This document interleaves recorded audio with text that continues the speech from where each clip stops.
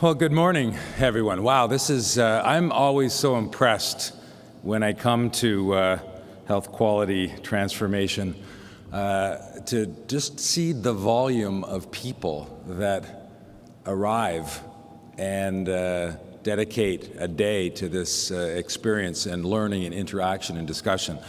And wow, David, I know we're all feeling this, and gratitude, I think, to David for sharing his personal story with us. And as moving as it is, it contains so many vitally important messages. And, you know, I'd hazard a guess. I mean, anybody who hasn't at some point in their life been a patient, raise your hand. Right? I don't see any hands. Maybe one fellow over there. And so I think, you know, that's why you should be here today. And that's what I would ask you to bring here today, frankly, is to be that patient first. And you come from, I know you come from all across the province and beyond, some of you, but it's that perspective of all of us in the healthcare sector constantly aspiring to and doing our greatest effort to imagine how our work will improve or support or alleviate or heal the patient or the client or the caregiver. And if we can, it's what I do as health minister is, you know, I reintroduced the Patients First Act just a couple of weeks ago. And, you know, over the months, because it was introduced first in June, I, at times, was ridiculed for the name, that it was a throwaway slogan, that it somehow was a covert attempt to hide other activities that a government might want to do, but it truly is patients first. And when I get up in the morning, each day as health minister, I try to remind myself of how we can build a healthcare system and grow and improve a healthcare system that puts the patient at the absolute center, that turns around the lens. We often look at healthcare through programs and services, and whether it's primary care or whether it's specialty or whether it's through our CCACs or community organizations providing mental health supports. But what we need to do, because we all know as patients, we interact and intersect with so many different components of the healthcare system, and we rely on that intersection and connection. We rely on it working well, all the way to, for example, the great work that HQO does in helping develop standards and helping to inch the program forward by predicating its advice on science and evidence and best practice. And so when I get up in the morning, I sort of turn that lens around where normally we might be tempted to look at, well, how am I going to improve this program, or how am I going to invest in this hospital because people rely on it. And I try to imagine the experience of the patient. Maybe it's an individual, many of whom I've met, with COPD, with chronic obstructive pulmonary disease, that, as many of us know, ends up going in and out of hospital, ends up spending a lot of time with his or her primary care provider, with specialists, with diagnostic tests, with laboratory tests. And so I try to imagine that 88-year-old woman and how we can improve her healthcare experience, how we can make sure that, and maybe it's through new programs like community paramedicine or telehome care, where how can we pop into her life experience before she has an exacerbation, before she gets even more sick, so we can provide the support and the actions that she needs to stay well. Or if she does deteriorate, how do we make sure that that experience, if it requires, say, a visit to the ER or perhaps a hospital admission, how do we ensure that at that precise moment our actions and our thinking are geared not simply to alleviate that exacerbation in the ER or in the hospital, but we're already thinking and we're already beginning to coordinate about what her needs will be once she returns to her home, whether that home is in a condominium or whether it's in a long-term care facility or another place. So it's that patient experience that is really most important. Of course, we want to achieve the highest quality outcomes that we can possibly achieve as healthcare professionals and as all of us combining together in a healthcare system. But it's that coordination of care, and it's putting the patient first, helping them stay well, helping them heal. That's fundamentally why we're all here today. And we're all patients. I was struck, I can't remember if it was last year or the year before, I think this conference was the first to be certified as Patients First. And I know this morning, early, I think at just about the crack of dawn, I know that there were dozens, more than 100 patients that came together specifically to undertake the responsibility of how might they guide the activities and the discussions over the course of this day so that that focus on the patient and on the client and the caregiver and the loved ones, the family members, the community, that remains the focus of what's discussed today. Well, I would imagine with that 7 o'clock gathering of patients and with David's conversation with you a few minutes ago, I think we're off to a good start. And I want to thank Josh and others at HQO for bringing you here again this year. And I know that there are so many people that have worked hard behind the scenes to make today possible. But mostly I want to thank you. I want to thank you for the work that you do every day. And it may be at the front line, right? There are clinicians here as well. But it might be, like me, you're a researcher, an epidemiologist, a statistician. Maybe you're working in HQO. Maybe you're working in Public Health Ontario, behind the scenes on critically important advances in healthcare and helping our system at whatever step, or helping those frontline clinicians make the right, appropriate, timely decisions. Or, as importantly, maybe you're keeping my feet to the fire, and particularly HQO, and I want to commend you with publishing and maximizing the accountability and transparency of our healthcare system, because it's not my healthcare system, it's not the Government of Ontario's healthcare system, it's our healthcare system. It belongs to Ontarians. And so it's my view that it's the right thing to do, let alone our responsibility, that we need to unfold that system and reveal it, all aspects, the great aspects and the aspects which aren't so great. We need to share that with Ontarians, because that's how we're, I think, going to build even more confidence in the healthcare system that we have, but that's also how we're going to improve. So the great work that HQO does on a daily basis, including convening gatherings such as this and developing standards and working on quality improvement, that work is so vitally important. But my real reason for being here this morning is to recognize a number of individuals who will be presented with the 2016 Minister's Medals to honor excellence in health, quality, and safety. Josh, I think we need to change or shorten that name. I think you understand what we're talking about here. We're talking about teams and individuals who are making transformational change in this province and measuring and seeing positive outcomes as a result of that transformation and innovation. These are medals that recognize both programs and initiatives that foster collaboration, achieve their clearly stated goals, improve quality in a cost-effective manner, are sustainable, and have the potential to be widely adopted.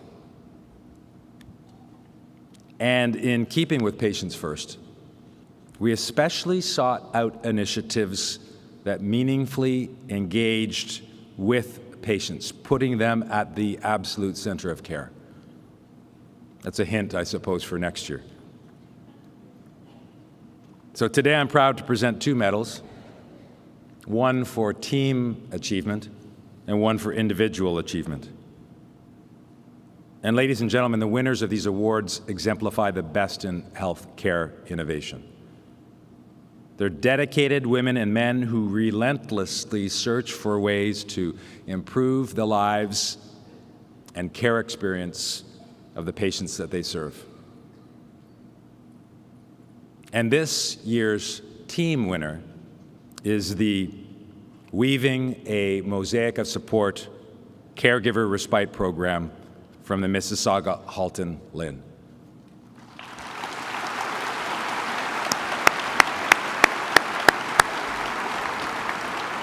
And I'd like to invite the winning team to the stage now, please.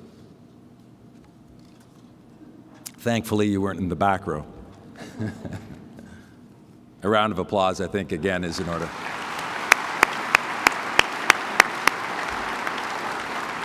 And as they come up to the stage, let me tell you a little bit about their program. The Caregiver Respite Program was established just a few years ago in 2012 as a partnership between 18 organizations, as well as caregivers and their families.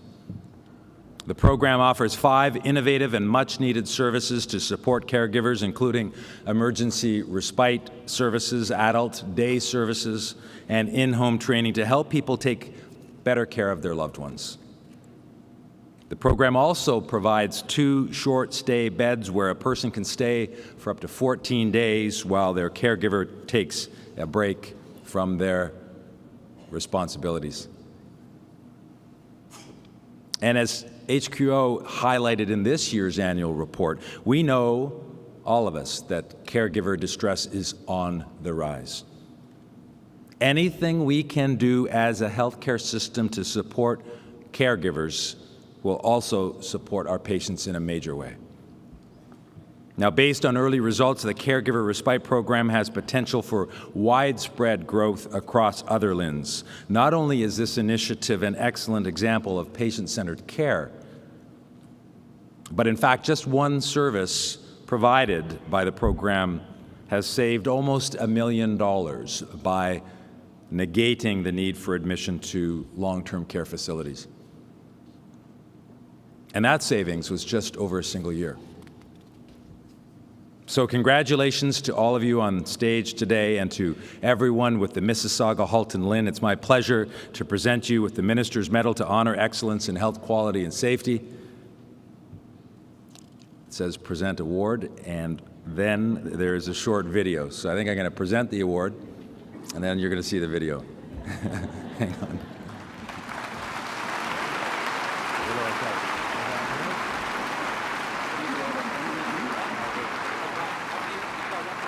We do.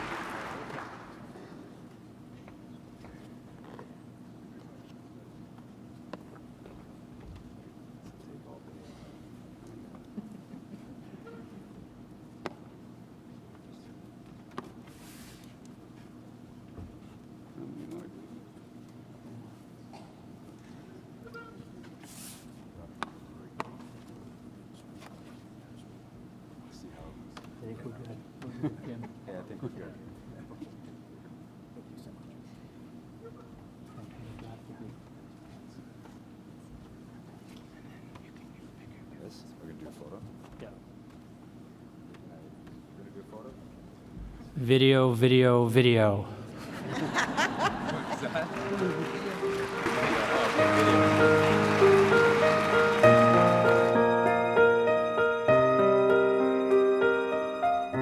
I I think the toughest part is that you're losing that person, and you think, I'm fighting a losing battle and I'm doing it all by myself. The LIN undertook a community engagement process and heard from caregivers across the region that the respite services that were being offered were really not meeting their needs. The Caregiver Respite Program was a coming together of many service providers and looking at how can we wrap services around a caregiver.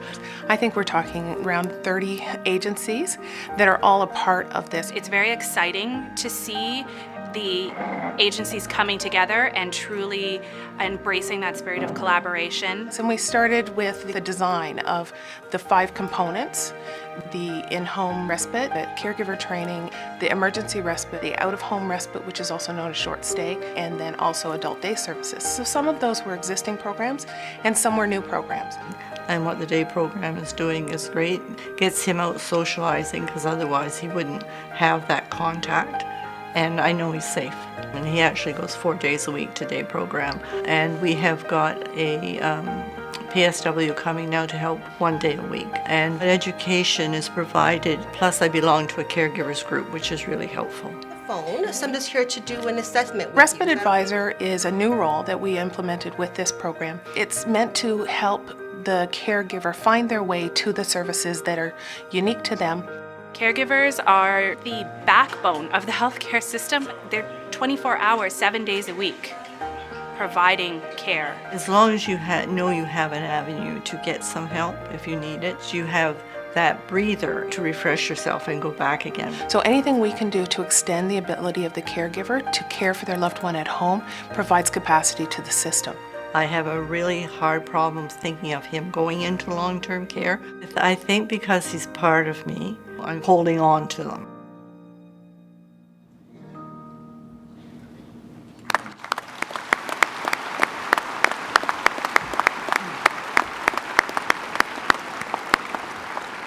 So congratulations again, and thank you for your great work.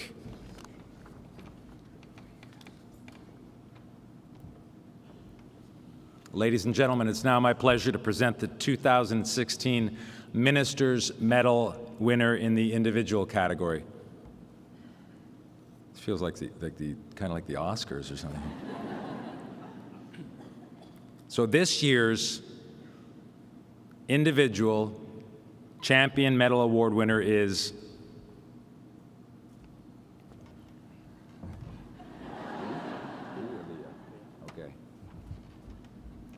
I don't want to mispronounce people's names. Leah Bergstrom. Please come up.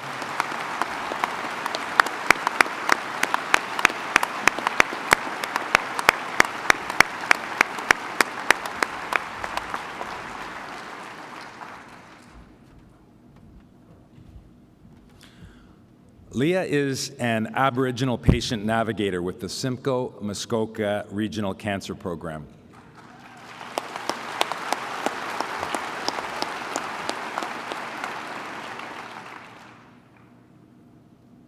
She's being honored for her exceptional work in facilitating and coordinating access to not only cancer services, but to all the basic needs patients have, such as food, shelter, education, and other healthcare services.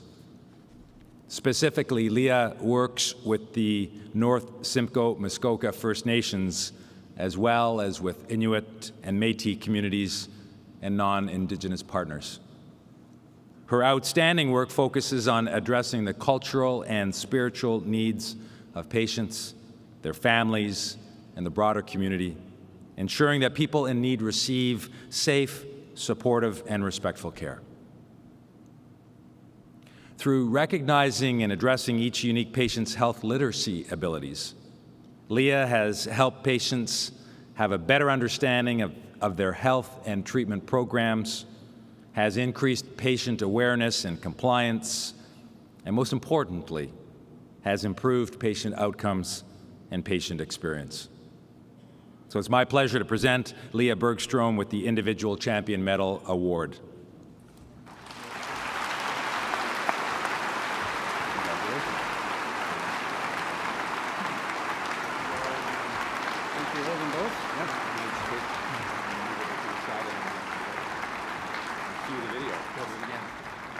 Individual video, video, video.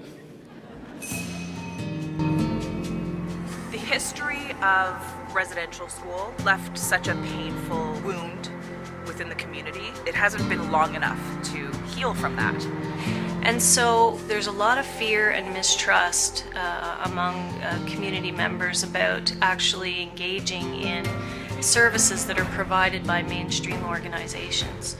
And so that creates a lot of the health inequity. So my role is to act as a bridge between the community and this cancer center. And I've provided a lot of education for the cancer center staff. I didn't really realize the extent of the barriers that the Aboriginal community has to try and access cancer care. Building respectful relationships with the community is really the cornerstone of this program. And Leah is really building good relationships with everybody from all the different communities and brings great educational resources and ideas. We need more people like that, really, who are accessible to the community members and who speak to all of us from an Indigenous place. For us as traditional peoples, it really helps to actually open up to them a little more, and it makes it easier to talk to. The development of the Healing Circle, it's about creating a space for people to be able to engage in healing practices that are important to them. All the staff in the Cancer Center, I know that they're behind me and they understand it's their social obligation to create lasting change. And Leah's really role modeled and demonstrated the extreme importance of the patient navigator. None of this would have been possible without the support of the Aboriginal Health Circle, of the health directors in the communities. Leah is an extremely strong advocate for her patients. And she's able to do that in such a beautiful way. I just can't explain it, how much of a role she played. She's really doing a great job at helping these people access treatments earlier with better outcomes. And so respectful, and her heart's just huge. I'm grateful to be here to see my little girls grow up, and thankful to have people that have really helped me.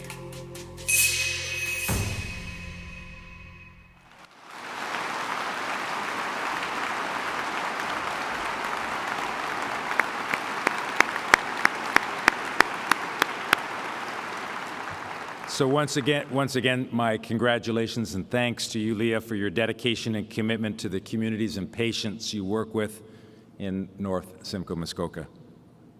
Now, in addition to our team and individual winners, today we're also announcing 18 new members of our honor roll in both team and individual categories. And let me offer my congratulations to everyone recognized for their accomplishments today. And thank you once again to all of you. People who are working in every corner of our healthcare system, and people who rely on the work of Health Quality Ontario, not only to do your jobs, but to do your jobs better. And not only to care for your patients, but to provide that better care for your patients. So thank you for helping keep patients at the center of everything that we do. Patients, as I began with, are why we're here. And they're also the ultimate arbiters of whether we achieve success or fall short of it. And our efforts, our collective efforts, will be judged and should be judged on how well we meet their needs. So thanks to all of you. We're getting better and better every day. Thank you.